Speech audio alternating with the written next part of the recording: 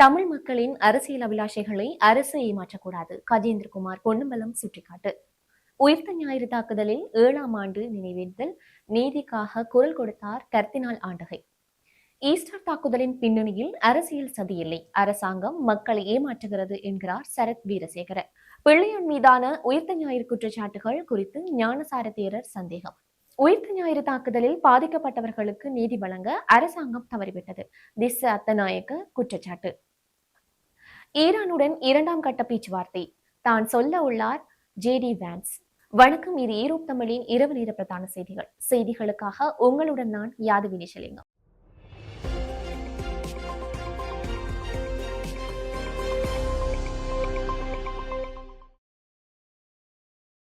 இனி தொடர்வது விரிவான செய்திகள்.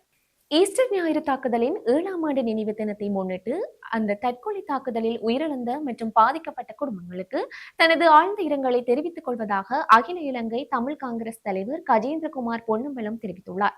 இன்றைய தினம் கொழும்பில் நடைபெற்ற ஊடகவியலாளர் சந்திப்பின் போது கருத்து வெளியிட்ட அவர், இந்த மனிதாபிமானமற்ற கொடூர செயலால் ஆயிரக்கணக்கான மக்கள் சொல்லுனா துயரத்திற்கு உள்ளாகியுள்ளனர் என்றும் பாதிக்கப்பட்ட அந்த மக்களுக்கு தமது கட்சி மற்றும் தனது ஆதரவை தெரிவிப்பதாக குறிப்பிட்டார். இந்த குற்றச்சாட்டை செய்தவர்களை சட்டத்தின் முன் நிறுத்தி அவர்களுக்கு மரண தண்டனை உள்ளிட்ட உரிய தண்டனைகளை பெற்றுக் கொடுக்க எடுக்கப்படும் சகல முயற்சிகளுக்கும் தமது கட்சி எவ்வித நிபந்தனையுமின்றி முழுமையான ஒத்துழைப்பை வழங்கும் என அவர் உறுதியளித்தார். இந்த சம்பவத்தின் பின்னால் உள்ள உண்மையை கண்டறியப்படாமல் இருப்பது ஒட்டுமொத்த நாட்டுக்கும் தோல்வியாகும் என்றும் அரசாங்கம் இதனை செய்ய தவறினால் இது குறித்து உண்மையான அக்கறையுடன் செயற்படும் ஏனைய தரப்புகளுக்கு தாம் ஆதரவு வழங்குவதாக அவர் தெரிவித்தார். தற்போதைய அரசாங்கம் தமிழ் மக்களுக்கு வழங்கிய வாக்குறுதிகள் குறித்து அதிருப்தி வெளியிட்ட கஜேந்திரகுமார் பொன்னம்பலம், அரசாங்கம் ஆட்சிக்கு வந்த 1 வருடத்துக்கு மேல் கடந்துள்ள போதிலும் தமிழ் மக்களுக்கு வழங்கப்பட்ட வாக்குறுதிகள் எவையும் நிறைவேற்றப்படவில்லை என்று சுட்டிக்காட்டினார். ஜனாதிபதி அவர்கள் தனது அரசியல் வாழ்க்கையில் பெரும் சவால்களை எதிர்கொண்டு முன்னேறியவர் என்பதால் சகல விடயங்களையும் அவர் நன்கு அறிவார் என்றும், செய்ய முடிந்த காரியங்களை செய்ய வேண்டும் அல்லது முடியாதவற்றை முடியாது என்று வெளிப்படையாக கூற வேண்டும் என்றும் அவர் வலியுறுத்தினார். தமிழ் மக்களின் அரசியல் தீர்வு தொடர்பில் அவர் மேலும் குறிப்பிடுகையில், இந்தியாவுடனான பேச்சுவார்த்தைகளின் போது எமது நிலைப்பாட்டை தெளிவுபடுத்தியுள்ளோம். தமிழ் மக்கள் தமது உரிமைகளை கோரும் போது நாடு பிரிக்கப்பட போகிறது என்ற சந்தேகம் சிங்கள மக்கள் மத்தியில் நிலவுகிறது. இருப்பினும் நாட்டை பிரிக்காமல் தமிழ் மக்களின் அரசியல் உரிமைகளை உறுதிப்படுத்த முடியும் என்பதே எமது நிலைப்பாடு. அதற்காக நாம் முன்வைக்கும் சமஷ்டி கோரிக்கையை ஒருபோதும் கைவிட தயாரில்லை என்றும் கஜேந்திரகுமார் பொன்னம்பலம் தெரிவித்துள்ளார்.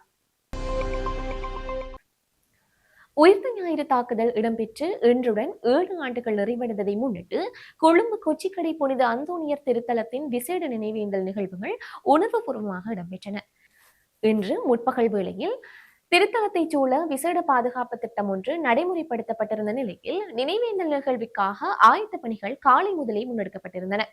காலை 8:40 மணி அளவில் உத்தியோகபூர்வமாக நினைவேந்தல் ஆரம்பமான அதிவணக்கத்திற்குரிய மெல்கம் கர்தினால் ரஞ்சித் ஆண்டகை அவர்களின் வருகையை தொடர்ந்து முற்பகல் 8:45 மணிக்கு பிரதான அஞ்சலி நிகழ்வுகள் இடம்பெற்றன.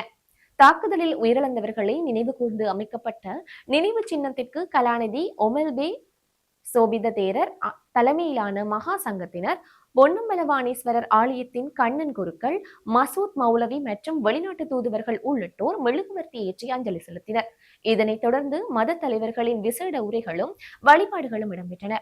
நினைவேந்தல் நிகழ்வில் உரையாற்றிய கர்தினால் ஆண்டகை, இந்த தாக்குதலானது ஒரு திட்டமிட்ட செயலா என்பது குறித்து மேலதிக விசாரணைகள் அவசியம் என வலியுறுத்தினார். முந்தைய ஆணைக்குழுக்களின் அறிக்கைகள் எந்தளவுக்கு உண்மையானவை என்பது கண்டறியப்பட வேண்டும் என குறிப்பிட்ட அவர், சில நபர்களை பாதுகாப்பு பிரிவினர் முயன்றதாகவும் அரசு புலனாய்வு சேவையின் நடவடிக்கைகள் மற்றும் போலீஸ் மா அதிபர் தேசபந்து தென்னுகோன் ஆகியோரின் செயற்பாடுகள் குறித்து பல சிக்கல்கள் காணப்படுவதாகவும் தெரிவித்தார். குறிப்பாக தாக்குதல் தொடர்பான சில ஆவணங்கள் காணாமல் போயுள்ளமை குறித்து அவர் தனது அதிருப்தியை வெளியிட்டார். குற்றவாளிகள் எவராயினும் அவர்கள் சட்டத்தின் முன் நிறுத்தப்பட வேண்டும் என்றும், யுத்த வீரர் என்ற லேபிளுக்கு பின்னால் மறைந்து கொண்டு சட்டத்திலிருந்து தப்பிக்க எவருக்கும் இடமளிக்க கூடாது என்றும் அவர் கடுமையாக வலியுறுத்தினார். உண்மை மறைக்கப்படுவதற்கு இடமளிக்கப் போவதில்லை என தற்போதைய ஜனாதிபதி உறுதியளித்துள்ள நிலையில் சட்டமும் நீதியும் அனைவருக்கும் சமமாக நிலைநாட்டப்பட வேண்டும் என்பதே அனைவரினதும் எதிர்பார்ப்பாக உள்ளதாக அவர் மேலும் தெரிவித்தார். ஈஸ்டர் ஞாயிறு பயங்கரவாத தாக்குதல் நடத்தப்பட்டு 7 ஆண்டுகள் நிறைவடையும் இன்றைய தினத்தில் பந்தரமுலையில் உள்ள ஸ்ரீலங்கா பொதுஜன பெரமுனவின் கட்சி தலைமையகத்தில் நடைபெற்ற ஊடகவியலாளர் சந்திப்பில் கலந்து கொண்டு கருத்து தெரிவித்த முன்னாள் அமைச்சர் சரத் வீரசேகர இந்த தாக்குதலானது அரசியல் சதி அல்ல என்றும் ISIS கொள்கையினால் ஈர்க்கப்பட்ட தீவிரவாதிகளின் செயல் என்றும் வலியுறுத்தினார்.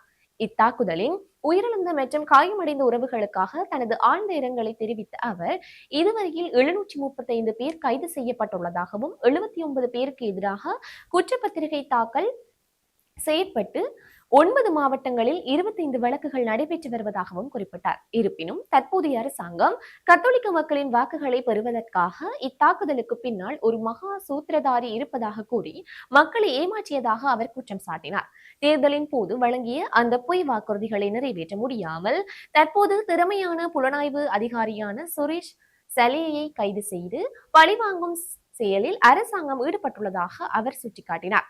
குறிப்பாக 2016 முதல் 2019 டிசம்பர் வரை சுரேஷ் சலே வெளிநாட்டிலேயே தங்கியிருந்த நிலையில் நாட்டில் இல்லாத ஒருவரை இந்த தாக்குதலுடன் தொடர்பு படுவது அநீதியானது எனவும் இது புலம்பெயர் டயஸ்போராவினரை திருப்திப்படுத்த செய்யும் ஒரு முயற்சி எனவும் அவர் விமர்சித்தார்.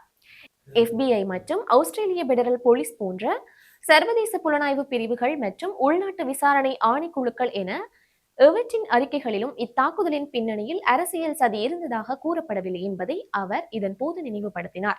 தாக்குதலுக்கு முன்னர் சஹரான் வெளியிட்ட வீடியோவில் இது ISIS தலைவருக்காகவும் இஸ்லாமிய அரசு என்ற கொள்கைக்காகவும் நியூசிலாந்து தாக்குதலுக்கான பழிவாங்கலுமாகவே நடத்தப்படுவதாக தெளிவாக கூறப்பட்டுள்ளதாக அவர் தெரிவித்தார்.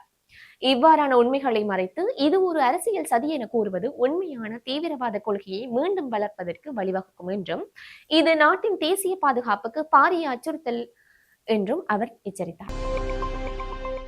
உயிர்த்த ஞாயிறு தாக்குதல் தொடர்பாக கைது செய்யப்பட்ட சிவனேசதுரை சந்திரகாந்தன் மீதான விசாரணைகள் மற்றும் அவர் நீதிமன்றத்தில் ஆஜர்படுத்தப்பட்ட விதம் குறித்து கலகொட அந்தி ஞானசார தேரர் தனது நிலைப்பாட்டை தெரிவித்துள்ளார். பிள்ளையான் கைது செய்யப்பட்ட போது அவரிடமிருந்து தாக்குதல் தொடர்பான மிக முக்கியமான தகவல்கள் கிடைக்கப்பெற்று வருவதாக ஜனாதிபதியும் பிரதி அமைச்சரும் பகிரங்கமாக தெரிவித்திருந்த போதிலும் ஓராண்டுக்கு பிறகு தாக்கல் செய்யப்பட்ட அறிக்கைகள் அதனை உறுதிப்படுத்தப்படவில்லை என அவர் குறிப்பிட்டார். குறிப்பாக குற்றப்புலனாய்வு திணைக்களம் சமர்ப்பித்த B அறிக்கையில் உயிர்த்த ஞாயிறு தாக்குதலுக்கும் பிள்ளையானுக்கும் இடையில் நேரடி தொடர்பு இருப்பதாக எந்த ஒரு விடயமும் உள்ளடக்கப்படவில்லை என்பதை தேரர் சுட்டிக்காட்டியுள்ளார். மட்டக்களப்பு சிறையில் இருந்த போது ஷக்ரான் ஹாஷிமின் குழுவினருக்கு பிள்ளையானுக்கும் இடையில் தொடர்புகள் ஏற்பட்டதாக அசாத் மௌலானா முன்வைத்த குற்றச்சாட்டுகள் குறித்து வினவிய அவர் தற்போது நீதிமன்றத்தில் சமர்ப்பிக்கப்பட்டுள்ள உத்தியோகபூர்வ ஆவணங்களில் இத்தகைய தகவல்கள் ஏன் இடம்பெறவில்லை என கேள்வி எழுப்பினார். அரசியல் லாபங்களுக்காக கூறப்பட்ட இத்தகைய கருத்துக்கள் உண்மைக்கு அப்பாற்பட்டவை என்பது இப்போது நீதிமன்ற அறிக்கைகளூடாக புலனாக தொடங்கியுள்ளதாக ஞானசார தேரர் தனது உரையிலும் மேலும் விவரித்துள்ளார். உயிர்த்த ஞாயிறு குண்ட தாக்குதல் இடம்பெற்று இன்றுடன் 7 ஆண்டுகள் நிறைவடைந்துள்ள போதிலும் பாதிக்கப்பட்ட மக்களுக்கு இதுவரை நீதி வழங்கப்படவில்லை என ஐக்கிய மக்கள் சக்தியின் தேசிய அமைப்பாளர் திஸ்ஸ அத்தநாயக்க தெரிவித்துள்ளார். எதிர்கோட்டையில் உள்ள ஐக்கிய மக்கள் சக்தியின் தலைமை அலுவலகத்தில் இன்று நடைபெற்ற ஊடகவியலாளர் சந்திப்பில் கலந்து கொண்டு கருத்து வெளியிட்ட அவர் ஈஸ்டர் தாக்குதல் என்பது அதிகாரத்தை கைப்பற்றுவதற்கான ஒரு கருவியாக மாத்திரமே பயன்படுத்தப்பட்டதை தவிர உண்மையான குற்றவாளிகளை கண்டறிய எவ்வித நடவடிக்கையும் எடுக்கப்படவில்லை என அவர் சுட்டிக்காட்டினார். தற்போதைய ஜனாதிபதி அனுரகுமார திசாநாயக்க தேர்தலுக்கு முன்னர் கடுவப்பிட்டிய தேவாலயத்துக்கு சென்று இந்த தாக்குதலின் பின்னணியில் உள்ள சூத்திரதாரிகளை சட்டத்தின் முன் நிறுத்துவதாக உறுதியளித்த போதிலும் ஆட்சிக்கு வந்த பின்னர் அந்த வாக்குறுதி காற்றில் பறக்கவிடப்பட்டுள்ளதாக அவர் குற்றம் சாட்டினார். அரசாங்கத்திடம் போதிய வளங்கள் இருந்த போதும் விவகாரத்தில் மௌனம் காப்பது ஏன் என கேள்வி எழுப்பிய அவர் ஈஸ்டர் தாக்குதலை அரசியல் மேடை பொருளாக மாற்றாமல் பாதிக்கப்பட்டவர்களுக்கு உடனடியாக நீதி வழங்க வேண்டும் என அவர் வலியுறுத்தினார். அத்தோடு எதிர்வரும் மே தின கூட்டத்தை மாளிகாவத்தை BD சிறிசேன விளையாட்டரங்கத்தில் நடத்த தீர்மானித்துள்ளதாக தெரிவித்த அவர் இம்முறை பேரணிகள் எவையும் நடத்தப்பட மாட்டாது என்றும் குறிப்பிட்டார். கடந்த தேர்தலில் தற்போதைய அரசாங்கத்திற்கு 80% அதிகமான உழைக்கும் மக்கள் வாக்களித்த போதிலும் அவர்களின் சம்பள உயர்வு, பதவி உயர்வு மற்றும் வாழ்வாதார உரிமைகள் உறுதிப்படுத்த அரசாங்கம் தவறிவிட்டது. உழைக்கும் மக்களின் உரிமைகளுக்காகவும் அவர்களின் கோரிக்கைகளை வென்றெடுக்கவும் ஐக்கிய மக்கள் சக்தி ஒரு பலமான போராட்டத்தை முன்னெடுக்கும் என அவர் மேலும் தெரிவித்தார். ஈரானுடன் இரண்டாம் கட்ட அமைதி பேச்சுவார்த்தை மேற்கொள்ள அமெரிக்க துணை ஜனாதிபதி ஜே.டி. வான்ஸ் பாகிஸ்தான் செல்லவுள்ளார் என தகவல் வெளியாகியுள்ளது. கடந்த பிப்ரவரி 28ஆம் தேதி ஈரான் மீது அமெரிக்கா மற்றும் இஸ்ரேல் இணைந்து தாக்குதல் நடத்தின. அதற்கு பதிலடியாக இஸ்ரேல் மற்றும் வளைகுடாவில் உள்ள அமெரிக்க நேச நாடுகள் மீது ஈரான் தாக்குதல் நடத்தியது. இதையடுத்து அமெரிக்கா மற்றும் ஈரான் இடையே 14 நாட்கள் இடைக்கால போர் நிறுத்தம் ஏற்பட்டது. இந்த இடைக்கால போர் நிறுத்தம் நாளை நிறைவடைய உள்ளது. இருதரப்புக்கும் இடையிலான முதல் கட்ட பேச்சுவார்த்தை தோல்வியடைந்த நிலையிலும் ஈரானுடன் மீண்டும் பேச்சுவார்த்தை மேற்கொள்ள ஜே.டி. வான்ஸ் பாகிஸ்தான் செல்ல உள்ளதாக தகவல் வெளியாகியுள்ளது. இருப்பினும் இது குறித்த அதிகாரப்பூர்வ தகவல் எதுவும் வெளியாகவில்லை. ஈரானுடனான பேச்சுவார்த்தை விரைவில் பாகிஸ்தானில் நடைபெறும் என அமெரிக்க ஜனாதிபதி டொனால்ட் ட்ரம்ப் நேற்று தெரிவித்திருந்தார். அதற்காக போரை விரைந்து முடிவுக்கு கொண்டு வரும் நகர்வுகளை தங்கள் தரப்பு முன்னெடுக்கவில்லை என்றும் அவர் தெரிவித்திருந்தார். மேலும் இரு தரப்புக்கும் இடையில் உடன்பாடு ஏற்படும் என அவர் நம்பிக்கை தெரிவித்துள்ளார். அதே நேரத்தில் இரண்டாவது கட்ட பேச்சுவார்த்தையில் பங்கேற்பது குறித்து இன்னும் முடிவு செய்யவில்லை என ஈரான் தரப்பு தெரிவித்துள்ளது. செய்திகளின் நிறைவாக மீண்டும் தலைப்புச் செய்திகள். தமிழ் மக்களின் அரசியல் அபிலாஷைகளை அரசு ஏமாற்றக்கூடாது. கஜேந்திரகுமார் பொன்னம்பலம் சுட்டிக்காட்டு. உயிர்த்த ஞாயிறு தாக்குதலில் 7ஆம் ஆண்டு நினைவேந்தல் நீதிக்காக குரல் கொடுத்தார் கர்தினால் ஆண்டகை. ஈஸ்டர் தாக்குதலின் பின்னணியில் அரசியல் சதி இல்லை, அரசாங்கம் மக்களை ஏமாற்றுகிறது என்கிறார் சரத் வீரசேகர. பிள்ளையான் மீதான உயிர்த்த ஞாயிறு குற்றச்சாட்டுகள் குறித்து ஞானசார தேரர் சந்தேகம். உயிர்த்த ஞாயிறு தாக்குதலில் பாதிக்கப்பட்டவர்களுக்கு நீதி வழங்க அரசாங்கம் தவறிவிட்டது. திஸ்ஸ அத்தநாயக்க குற்றச்சாட்டு. ஈரானுடன் இரண்டாம் கட்ட பேச்சுவார்த்தை தான் சொல்ல உள்ளார் ஜே.டி. வான்ஸ். இத்துடன் யூரோ தமிழின் இரவு நேர பிரதான செய்திகள் அனைத்தும் நிறைவுக்கு வருகின்றன. நன்றி.